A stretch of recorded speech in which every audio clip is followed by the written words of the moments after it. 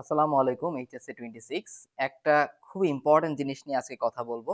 এই শেষ মুহূর্তে এসে তোমার কাছে বেশ কিছু প্রশ্ন, বেশ কিছু টপিক খুব কঠিন মনে হতে পারে যে মনে থাকতেছে না এই ব্যাপারগুলো। সেটা হতে পারে কেমিস্ট্রির কোনো একটা রিঅ্যাকশন কিংবা ফিজিক্সের কোনো একটা ইকুয়েশন কিংবা ম্যাথের কোনো একটা ইকুয়েশন বা যেকোনো কিছু।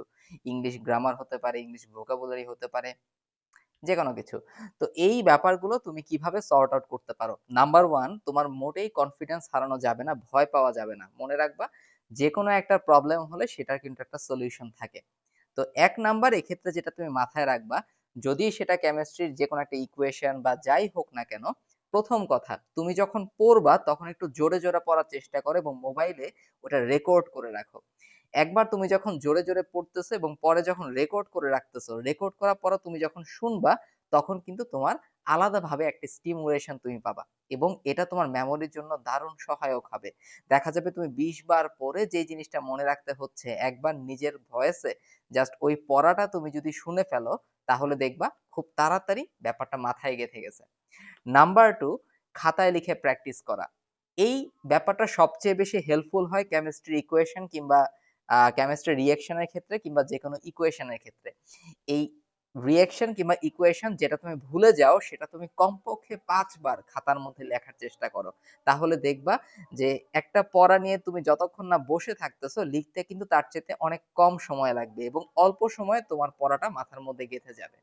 নাম্বার 3 যদি কোনো একটা পড়া তোমার কাছে খুব বেশি কঠিন মনে হয় সেটা বায়োলজির কোনো একটা টপিক হতে পারে কিংবা যেকোনো কিছু হতে পারে, ক্ষেত্রে রিভিশনের ক্ষেত্রে স্পেসড রিপিটেশন মেথডটা তুমি ইউজ করো।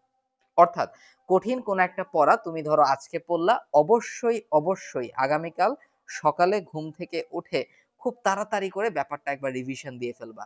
৭ দিন পরে তুমি আবার রিভিশন দিবা, ৩০ দিন পরে তুমি আবার রিভিশন দিবা। তাহলে তুমি দেখবা যে এই স্পেসড রিপিটেশন মেথডটা তুমি যদি ব্যবহার করো, ওই কঠিন পড়াটা আয়ত্ত করতে তোমার মোটেই কিন্তু কষ্ট পেতে হবে না। তাহলে আমি একটু সামারাইজ করি।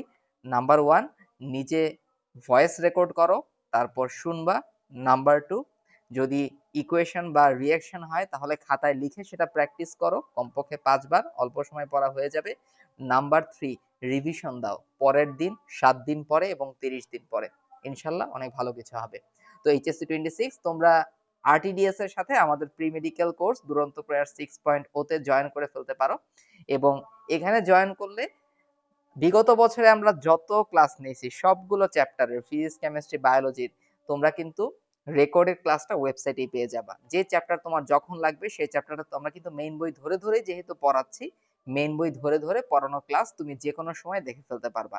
এর পাশাপাশি তোমার লাইভ ক্লাস থাকবে এবং এই প্রি মেডিকেল কোর্সে তুমি জয়েন হয়ে গেলে এটার অ্যাক্সেস কিন্তু তোমার থাকবে একদম এইচএসসি 26 এর মেডিকেল এডমিশন টেস্ট পর্যন্ত।